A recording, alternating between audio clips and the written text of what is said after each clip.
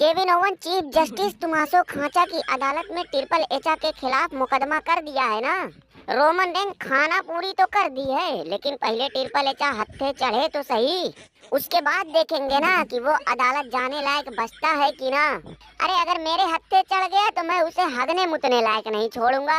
सही बात है, बिल्कुल सही बात है। अरे साला, हमने तो कभी सपने में भी नहीं सोचा था कि हमारे कभी ऐसे भी दिन आ जाएंगे कि रेसलमेनिया बिल्कुल सर पे आके खड़ी हो और हमारा कोई अता ही पता ना हो। मेरा जहां तक अंदाजा है कि ट्रिपल एचा हम लोगों से किसी बात का बदला ले रहा है।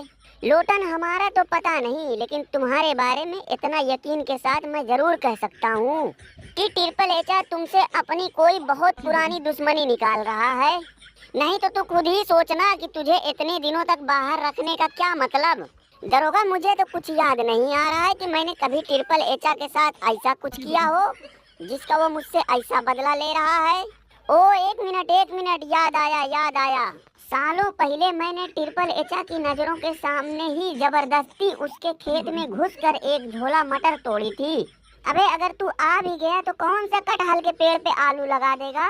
तू याद कर कि सर्वाइवर सीरीज में जब से तेरा रिटर्न हुआ था तब से लेकर तेरे बाहर जाने तक छोटे बड़े किसी भी पीएलई में तुमने एक भी मैच जीता था। हाँ तो तू ही कौन सा पिछले 1 साल से काजू बादाम की खेती कर रहा है। तू भी तो झोला लेके भटक इधर उधर भटक ही रहा है। भाई अगर देखा जाए तो ट्रिपल एचा ने सबसे बुरा सुलूक हमारे साथ किया। एक ही झटके में हमारी जमींदारी खत्म कर दी, हमारा तो सब कुछ ही छिन गया। देखा जाए तो इस ट्रिपल एचा की वजह से तुम लोगों से बड़ा नुकसान हमारा हुआ है और लगातार दिन ब दिन वो हमारी जड़ें खोदता ही जा रहा है। वही तो यार, हम लोग एक दूसरे की ऐसी की तैसी करके माहौल बनाते हैं, पब्लिक को अपनी तरफ इंगेज करते हैं, लेकिन जैसे ही ट्रिपल एचा को ये एहसास होता है कि इस स्टोरी की वजह से उसके पालतू अंड भक्तों के एल लग जाएंगे, तो वो तुरंत का तुरंत उस स्टोरी लाइन को सत्यानाश करने में अपना पूरा जी जान लगा देता है। भैया ये सब छोड़ो, ये सब बातें तो ट्रिपल एचा के मिलने के बाद भी होती रहेंगी। पहले ट्रिपल एचा का पता लगाओ कि वो अचानक से गायब कहाँ हो गया। हाँ यार रोमन रेंज, सही बात है, सुबह से दोपहर हो गई ट्रिपल एचा को ढूंढते ढूंढते, लेकिन उसका कहीं भी अता पता नहीं। रोमन रेंज, कहीं ऐसा तो नहीं कि ट्रिपल एचा को हमारे आने की खबर लग गई हो। दरोगा, ऐसा तो नहीं होना चाहिए, लेकिन क्या पता हम में से ही किसी ने गद्दारी की हो। लुटना, कहीं तुमने तो नहीं ट्रिपल एचा के कान में फूंक दिया।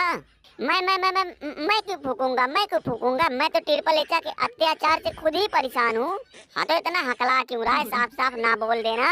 साला अगर ईमानदारी से देखा जाए तो हम लोग यहाँ जितने आदमी हैं, हम में से किसी का भी रेसलमेनिया का कोई सिस्टम समझ में नहीं आ रहा है।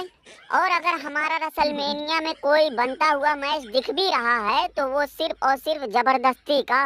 रोमन ने अभी थोड़ी देर पहले हमारे सूत्र कलुआ से पता चला है कि ट्रिपल एचा हमारे खौफ और दहशत की वजह से युगांडा छोड़ श्रीलंका या फिर नेपाल भागने के फिराक में है। अगर ऐसा है तो हमें हर हाल में ट्रिपल एचा को बॉर्डर क्रॉस करने से पहले रोकना होगा। और उसके लिए केविन ओवन, तुम फटाफट एयरपोर्ट पे पहुंचो और वहां से बिहार निकलने वाली सारी ट्रेनों को पंचर कर दो।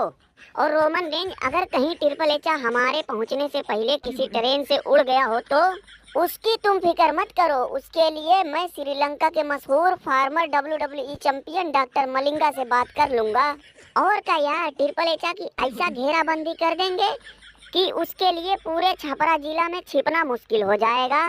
उसे भी तो पता चलना चाहिए कि हमें सत्यानाश करने का अंजाम क्या होता है। साला ट्रिपल एचा और बुड्ढे में सबसे बड़ा फर्क यही है कि WWE कंपनी बुड्ढे की अपनी खुद की थी, वो इस कंपनी का मालिक था, लेकिन ट्रिपल एचा इस कंपनी का मालिक नहीं है, वो भी हमारे ही जैसा एक नौकर है, नौकर।